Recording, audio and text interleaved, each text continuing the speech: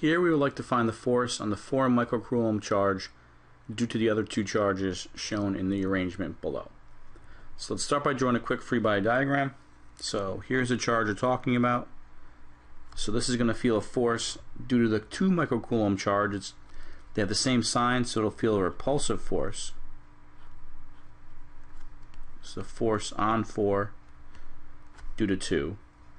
It's going to feel an attractive force due to the -3 microcoulomb charge, since they're opposite signs.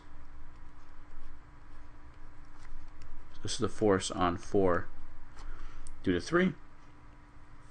And we can also use our picture to figure out the distances these are apart. Let's see.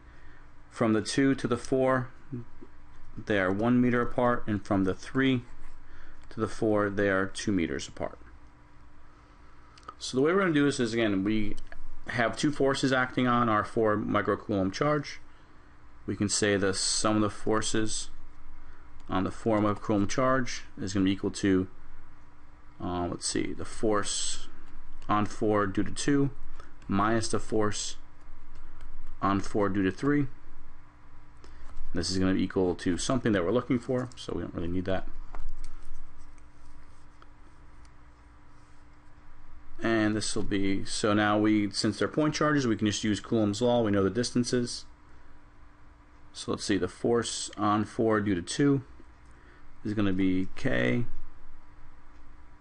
times 4 microcoulombs times 2 microcoulombs divided by their distance, which is 1 meter squared. We'll subtract the force on 4 due to 3, which will be K times 4 microcoulombs times 3 microcoulombs. Remember, don't put the sign in twice. We accounted for the negative sign here in our direction, so that's not equal. But some kids make a mistake and put a negative up here again and end up messing up the net force. And this is divided by 2 meters squared. And now again, just a little bit of algebra and being careful. Don't get our numbers confused.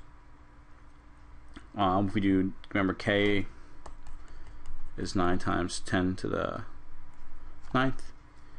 So if we put our numbers in, we get this first force, the force on 4 due to 2 is about 0.072 newtons minus 0.027 newtons, and we do this out, and the total force on the 4 microcoulomb charge, again, don't forget the micros. Remember, micro is 10 to the -6. We get a total of about 0.045 newtons. In this case, since the positive force is greater than a negative force, this is going to be in the positive direction or to the right.